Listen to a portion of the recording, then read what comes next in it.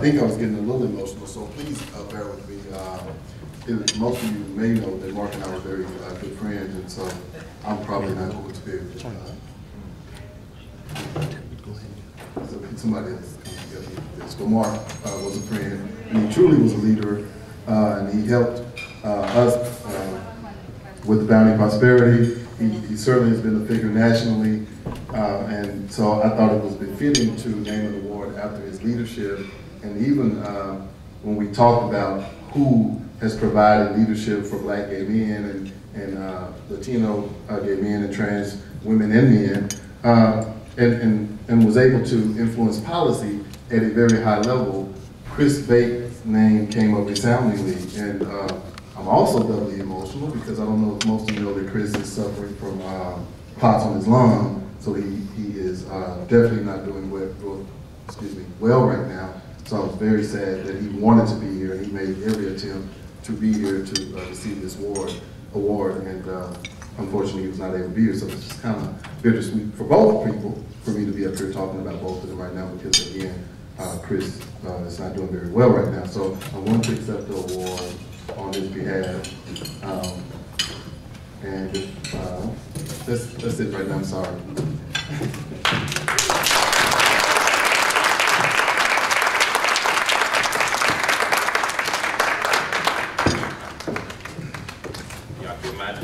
And a little emotional.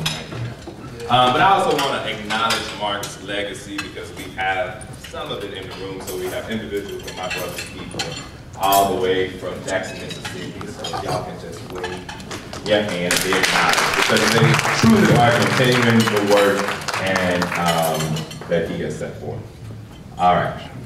Our next award is the Bhap Service and Activism Award. And we'll start with service, the act of helpful activity or aid.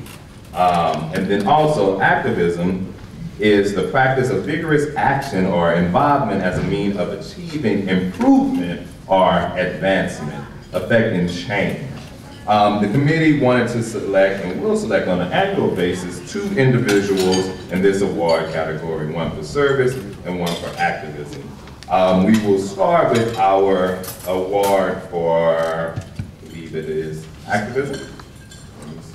Yes, and we're also going to bring Mr. Michael Robeson back. So he'll start with the activism award, and then he will also do our service award and talk about our honorees.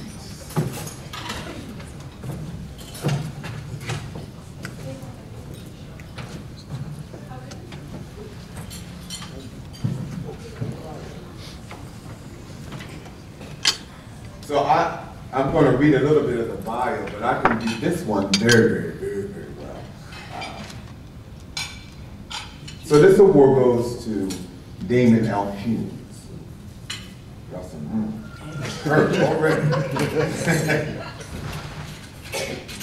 Damon is a graduate of Lincoln University with a Master's of Human Services, and currently serves as the Legacy Project Director within the Office of HIV and AIDS Network Coordination at the Fred Hutchinson Cancer Research Center. The Legacy Project is a national initiative that works to increase awareness of and support for HIV prevention and treatment clinical research within historically underrepresented communities that are most impacted by the domestic HIV epidemic. His research portfolio includes designing exploratory, ethnographic, and community-based participatory studies. That's a lot of words. And evaluating 4 HIV prevention group and community-level interventions that address cultural, structural, and systemic issues within marginalized and disenfranchised communities, including adaptation of men, many voices, adaptation to young men, young voices, to young men, young voices. 2, Project Vogue, targeting LGBT people of color known as the Baldwin community. 3, Nurturing the Tree of Life. It's an effective behavioral intervention targeting students enrolled at historically Black college universities. And 4, Theater AIDS Prevention Project, which is a peer-driven group and community-level performing arts intervention designed to reduce HIV and STIs in youth and adults. Most notable, Hume served as an expert panelist to the White House on the impact of HIV and AIDS on Black men.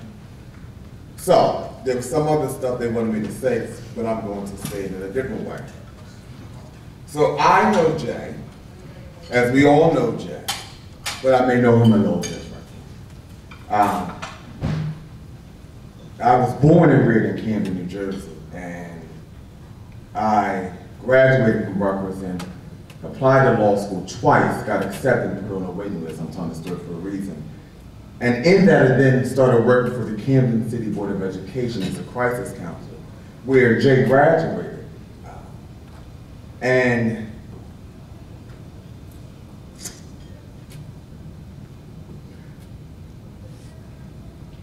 And so, you know, we do these things around gay parenting. And Jay, along with 3 other people, or I have a whole bunch of gay children, but Jay, along with 3 other people, were my first gay children. So Jay's been my child for 18 years. And so when someone's your child that long, it's very different.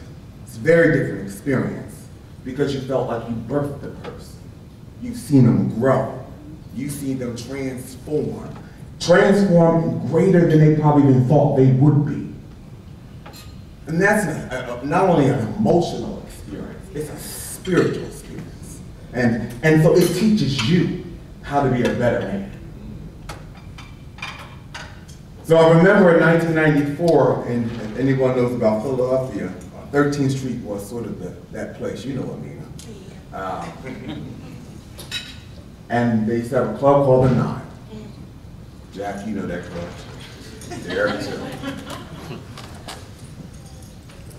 And Jay was there on 13th Street with his face facing the wall because he was afraid of, especially the trans girl. 3 months later, he was married. You take that, right? And Jay went from he walked school with realness, he didn't walk faith. I remember in 1996 with me, Tahi, who was my other child, and I forgot who else was in Jay's production when he walked Team Faith, and Jamie's in the room, so it's interesting that he walked Team Faith with Octavia at the drag ball, and Jamie walked with Brian Infinity. And, you know, Jamie and Brian won. But it's when Jay then began to do Runway that ballroom changed. You know, I know there's some girls who came before him, but ballroom changed when he began to do Runway. Because he began to do things that girls were not doing. He began to incorporate the kind of creativity that only a brilliant person knows how to do, and do it well. And it brought old girls out to want to battle, and he changed. And in him walking, it changed Philadelphia.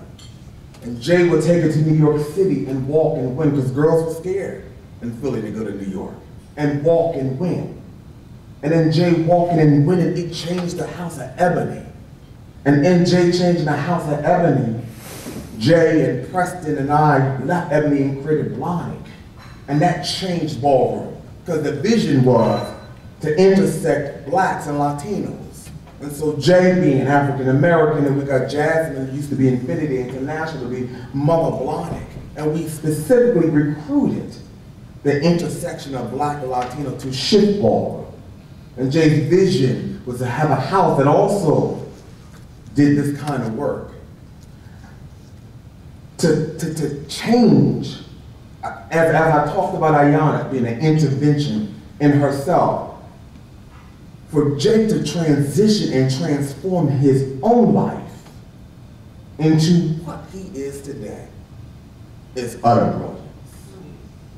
Utter brilliance. All this stuff that they said that he did, or he does that and then some. Martha knows this better than me. Jay travels so much. She in China one day. She in Japan the next day. Commentating this ball in Africa. I mean, so much. And that's taxing on the body. And it's taxing on the spirit. But he shows up anyway. And shows out. So, they called him Icon at the 10-year anniversary of the House of Blahnik Ball. But he's more than that. He is a reflection of everything that's holy and perfect in this universe. And he's my child. To be real clear. So in that, stand up. And give praise to their iconic Bhap, memorial God.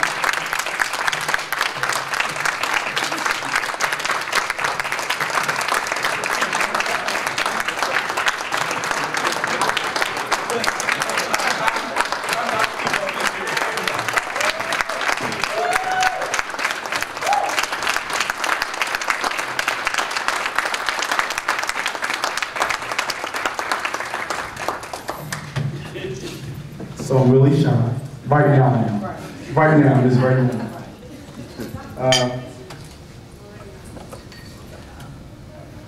Michael, Fuzzy, the gift of life is the manifestation of all things possible and impossible. May 22nd, 2010, there was a day named after a house that we co-created. Never before in ballroom history has a mayor proclaimed an entire day from that day moving forward as that city's House of Blahnik Day.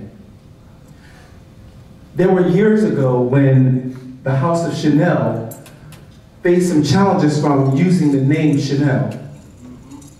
2004, when Noble Blahnik himself spoke affirmatively about the House of Blahnik, he said of the 10 things in this world, the 4th thing that he likes was the House of Blahnik and everything it stood for.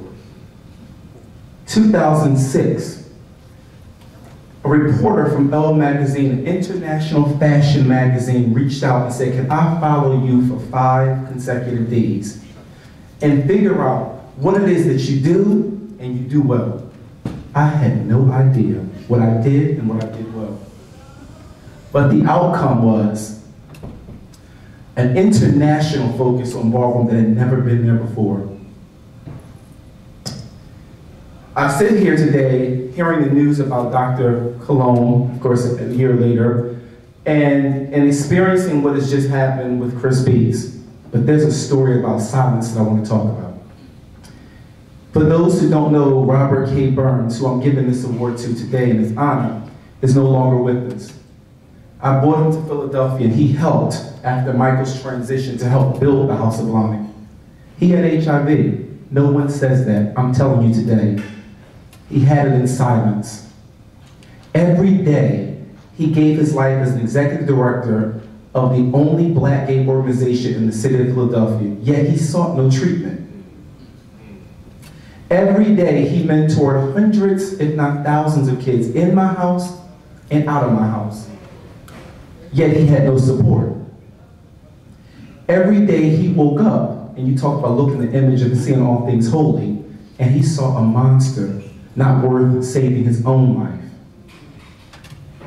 So I say to you today proudly, and I'm going to say to you double proud, that his spirit will live on. But it was a reminder that we got work to do. All of you in here who do any level of social justice work, prevention work, you got to take care of yourself. Yeah, I'm in China some days. I'm in Nova Scotia the next. I may even end up in DC where I'm from. But self-care is the only way to sustain our community. If you believe that life is worth living, then you got to take those steps so that Robert K. Burns' legacy, what he stood for, and hundreds of other people in the struggle, both trans, heterosexual, gay, that their lives meant something to us all and continue to mean something to us all. I close with the tragic loss of the mother of the House of Blahnik in 2010, the same year that we got a day named after us. She was critically screaming out for help when no one heard her, as her benefactor strangled her to death. We got work to do. This award is not mine. I give this award to all of you, because collectively is the only way that their lives will mean something and that those stories will stop. If you really believe that life is worth living, join me in celebrating all of the lives, not just the ones that are being honored here today, the ones who are not here today. You are the voice of the folks that have no voice, and your tears will be the ones to wash their pain away. I love you, I thank you, and this is for Robert, this is for Stacy, and more importantly, this is for all of you. Thank you, I appreciate it.